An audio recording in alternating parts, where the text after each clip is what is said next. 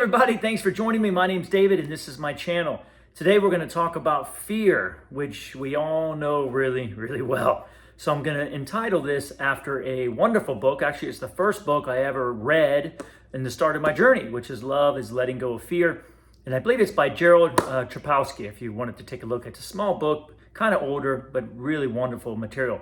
And all of this is a lot based off of the teachings of Course in Miracles, Abraham Hicks, sometimes I mention Bashar. They're all kind of saying very similar things. Even if you look close enough in the Bible, it's all saying very similar things, especially from Yeshua, from Jesus' point of view. This idea of energy and flow. So in order to start here with the idea of love is letting go of fear, we have to understand that we only have two emotions really that we can choose from, which is love or fear. Now, there's a lot of emotions, terms of fear, that encapsulate the idea of fear: frustration, anger, resentment, revenge, you see, sadness, believe it or not, this is a form of fear. Or there's a lot of different emotions that encapsulate love: joy and fun and exciting and eager and flowing, you see. And as you look and work on the emotions of love and move your way in it, it's going to feel good and it's going to cause a momentum or ensuing, like we talked about in the last video, of magnetic attraction, okay? If you look at the different emotions of fear and you start focusing on them, they're also going to cause some kind of ensuing of attraction or magnetism that's going to move you into the direction and create some kind of flow in that direction. So either one is going to get the wagon wheel, so to speak, flowing. Now, the problem is, or the great thing is that your inner being, that higher perspective, that God self, that frequency we talk about, the one mind of God, is connected to the positive emotions. So therefore, when you move in that positive flow, you will connect to that frequency and create momentum, not just within yourself, but within the whole idea of the universe, okay? And it feels pretty good, and you feel connected, and you feel loved and appreciated. If you connect to that negative, contracted idea, even though it's still flowing and it pulls you in. We all know what it's like to be angry and it pulls you in, or to be frustrated and all of a sudden you're angry and all of a sudden you want to hurt someone and all of a sudden you want to kill someone. You see, it just pulls you down and then eventually you just break down, right? Depression and so forth and so on. So there's a pulling mechanism there as well. However, it pulls you away from that frequency, and that's what feels very uncomfortable, is you're moving in a fast rate away from the frequency of God, away from the frequency of Source, and that causes a lot of commotion. Now, when this happens, if you move towards a place of fear and you get caught up in that momentum, your feeling is going to turn into a darkness feeling. Then your thoughts are going to match it, your thoughts are going to change, and then now you're going to be picking up negative thoughts, thought forms that are around in that non-physical world that we pull in. And then on top of it, you're going to start seeing your world change around you and your body change around you. And now we get pulled in. We all know what that feels like. Now, when you're feeling that positive emotion, same thing. You're going to get pulled into your inner being. Your mind is going to open instead of close. And you're going to start being inspired and listening and feeling good. And now that world out there is going to feel like it's all coming in towards you in a really fun way. Whereas over here, it felt like it was pushing against you and you're kind of wanting to defend yourself from it. As you feel that world flow, it will get to the point where that world will no longer you will be sitting on a seat. You will be one with the seat. You won't be looking at the clouds. You'll feel the clouds from within. It just gets bigger and bigger and bigger as you become magnetically attracted to your now and to your creations. And it just goes and goes, and all of a sudden your manifestations come quicker, and so forth and so on. So ultimately, that's the goal we want. We want to move in the direction of that and not this. Does that make sense? Two emotions, two worlds, literally two completely different worlds that we can choose from at any given time.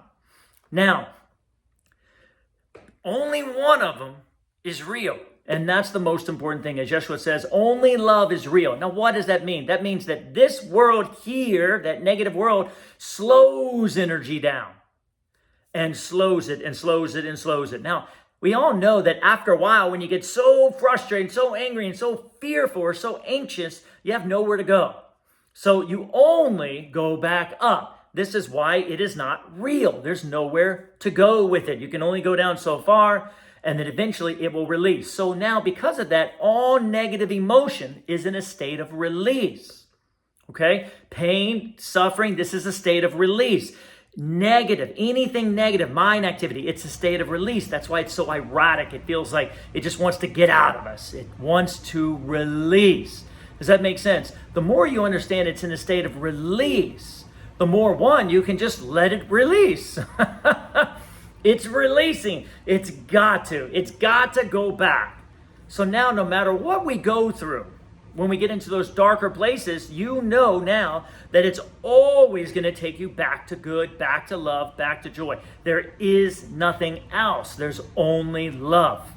Now that helps. It's not fun to be there, and boy, will it pull you in. But we all know, we've all been there. Eventually, it has to let go, and we eventually make our way back. Now, we're going through this all the time, and it creates what you call like a huge loop or waves, and it can be very uncomfortable, especially when that world out there is telling us which one to choose. That makes sense?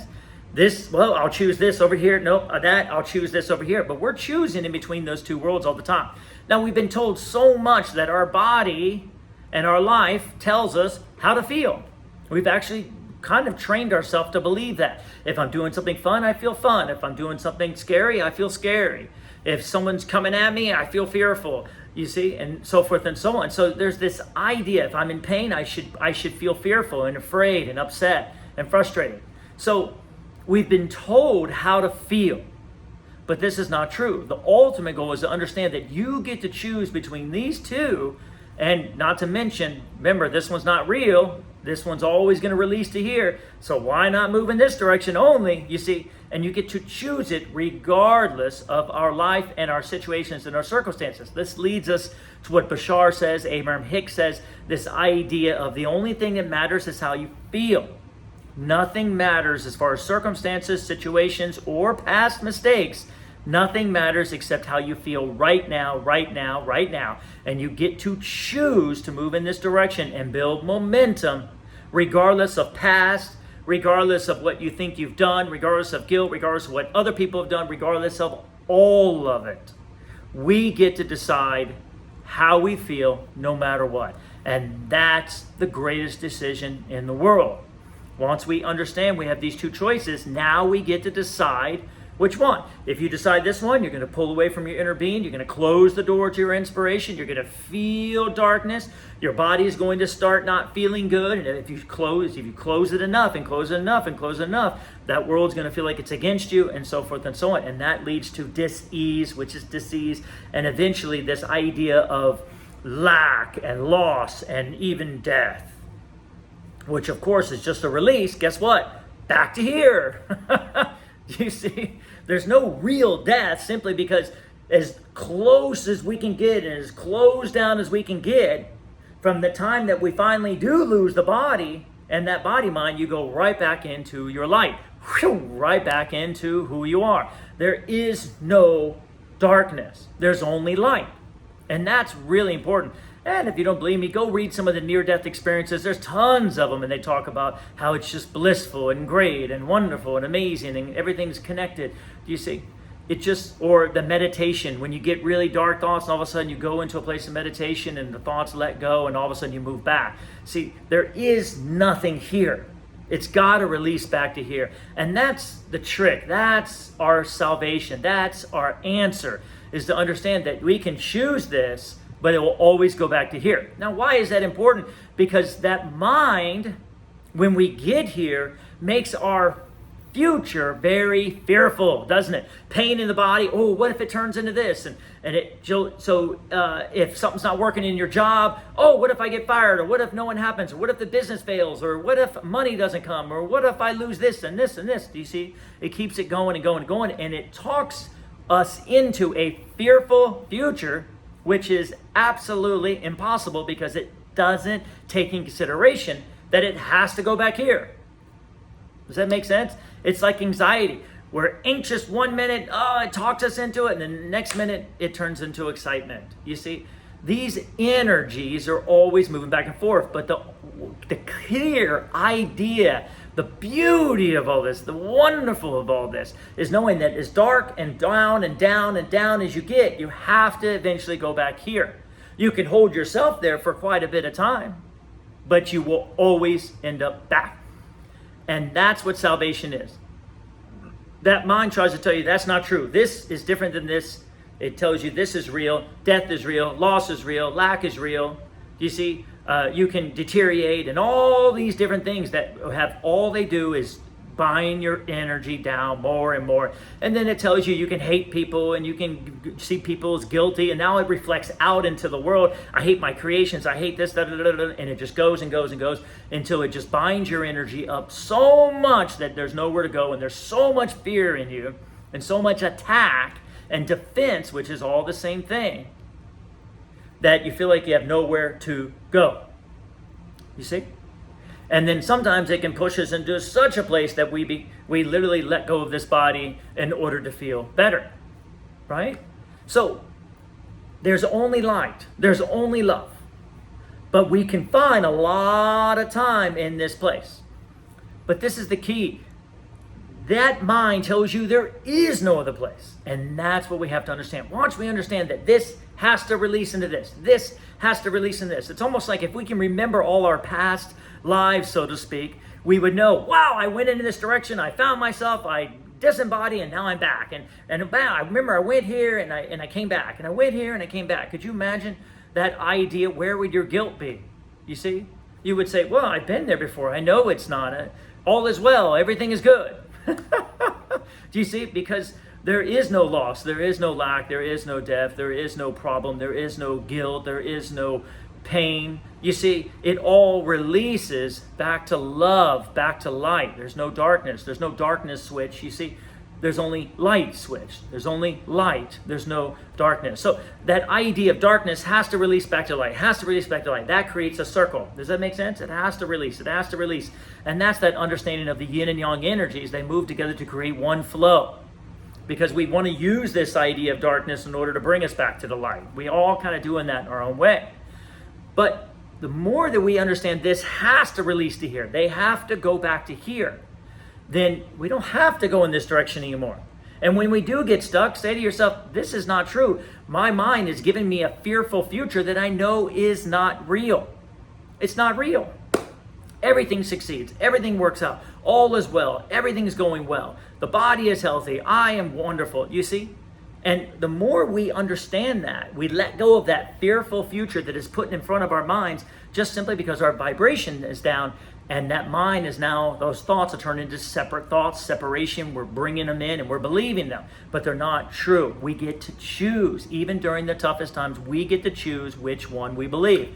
And that's the strength. That's our power. That's our passion. I refuse to believe what you're putting in front of my mind. You see? Not to mention, as it gives you a fearful future, it also what? Gives you a guilty past. Bashar would say, you choose your past from your now. Because if I sit here and I bring my vibration down right now, my thoughts are going to change. I'm going to see a guilty past, problems in my past. I'm going to see a fearful future, and I'm going to see a blocked now. Period. Make sense? And it's going to want to release back as through some kind of negative emotion, some kind of erratic, some kind of confusion.